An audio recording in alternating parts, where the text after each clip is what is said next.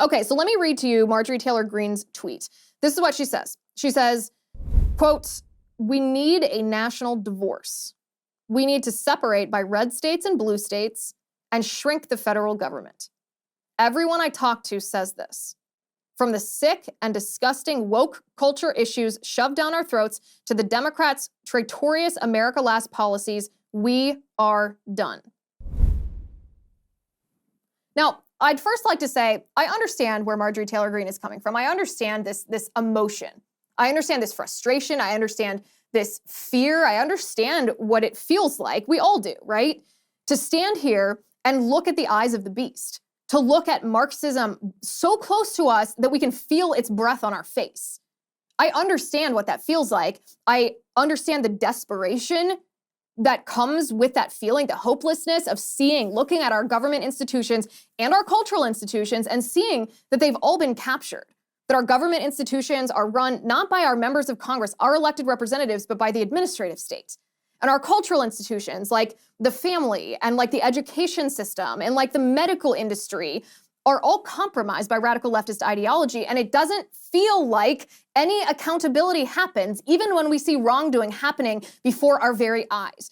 And our families are under attack. Our children are the target of the left. The left is trying to indoctrinate our kids with critical race theory, with queer theory, with wokeism that is poison. And the scariest part of all is that it's working. We see a generation, Gen Z, we see a generation of children who are falling prey to this Marxist assault. So I get what Marjorie Taylor Greene is feeling. I totally get it. We all are feeling the same feeling, but our response to the provocation of the left needs to be better. Our response to the provocation of the left cannot be exactly what the left wants us to do.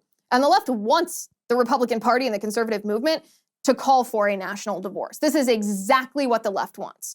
And it won't work for a couple of reasons. First of all, secession has never worked in the history of our country, and there's no reason to think that now would be any different. It's also a threat to our national security to want to separate any part of our country away from our country. We need every part of our country. Every part of our geography is valuable, and we shouldn't want to give that away just because we don't like the politicians who are running the state or the territory or the city or the town or the county where these woke policies are happening. That's not the right answer.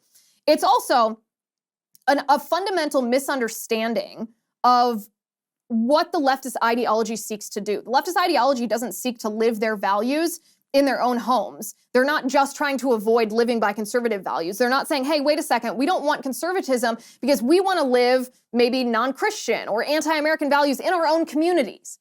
That's not what the left wants. The left is imperialist. They want to export their ideology into our nation at large, force us under threat of social ostracization or sometimes legal prohibition under penalty of the law to comply with their radical leftist ideology, and they want to separate our children from us to indoctrinate our children.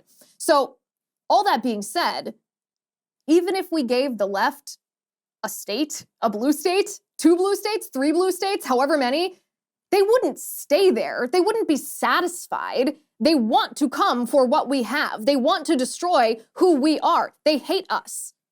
So this would never work from all practicality.